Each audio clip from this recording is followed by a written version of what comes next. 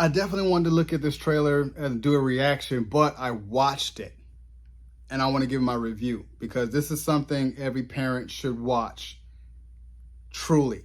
And I feel like after this, something should be done in the state of Florida, but Florida is in disarray. But we'll get to that. Take Care of Maya official trailer on Netflix. Watch it. But just check this out. We as parents tried to do the best we can for our children, but there's nothing that could prepare me for what I went through. Nothing.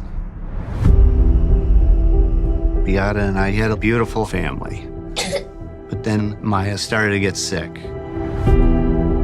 Maya had advanced complex regional pain syndrome, and we know what the best therapy is for it.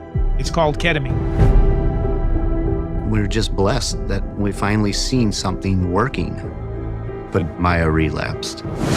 Beata's explaining to the emergency room, this is what needs to be done. You don't understand how much medication it takes to control her pain. But they didn't listen. They accused Beata of medical child abuse. And that's when they told me I had to leave, that my daughter is under state custody. They would try to convince me that my mom was doing things to me. I do not want my child to suffer. She is still my child.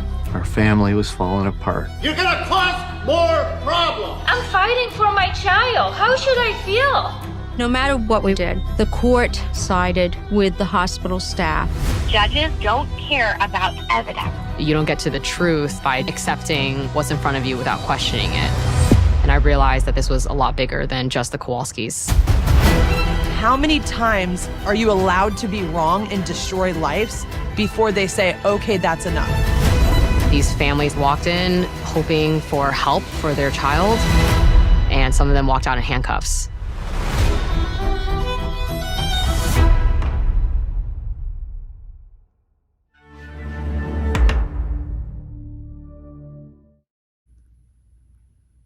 Yeah, this it's not too many documentaries that moved me, and definitely not too many documentaries that will have me in tears. And this one definitely had me in tears for the resolve of the dad and the Kowalski family.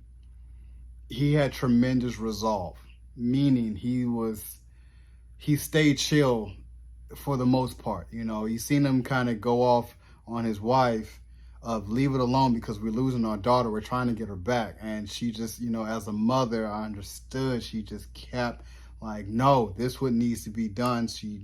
But it's just the mismanagement and mishandling of CPS in the state of Florida, especially in that county, that they didn't even do a proper investigation, and then they just automatically took the child away because of the fact that they were giving ketamine to their kid. But it's working. If you go to the doctor, and it just for them to have to go out of state, they went out the country to go get the medicine for ketamine, and for this doctor out of state to, hey, she has, I think, CPHS or something like that, where if you put a feather on her, it feels like a knife is cutting her. So it's like any little thing.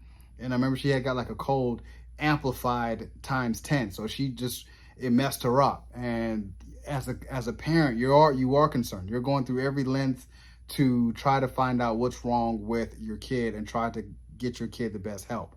And Maya's mom, you know, started from nothing, Polish, didn't even know English, worked her way up, 4.0 in school, became a nurse. So she's not oblivious to what's going on. So she knows that this is something different than what she knows. She is in the nursing field. She is in the medical field.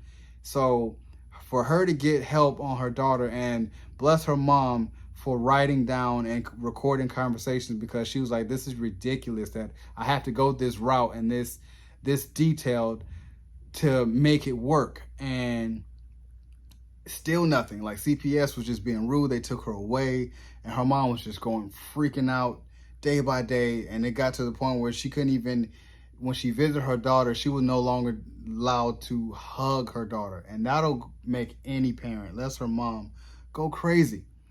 Your daughter's right there struggling and suffering, and you can't even hug her. Like that hurts. And then to find out the unfortunate event that took place, you know, for the dad to not only go through losing his kid, he goes through that, and like I said, the resolve he has to have of now having to be there for all his family. It was a lot. It was a lot. It was a lot. It was so much. And I just hope that they get their day in court, you know, with the Kowalskis, because hopefully that can close this chapter of their life, because you could tell it's still haunting them to this day that they ended up, you know, suffering traumatically from this. And I just hope that, you know, St. John's and CPS have some type of accountability where they've been doing this to not just the Kowalskis, but to other families, just because of the CPS investigators not really doing their job.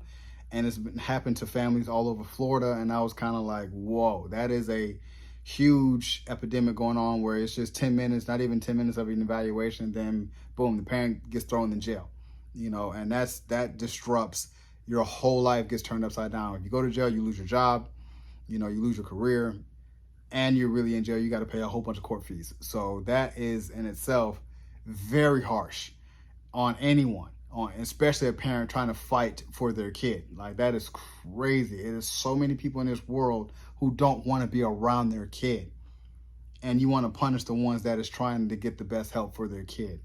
I encourage every parent to watch this.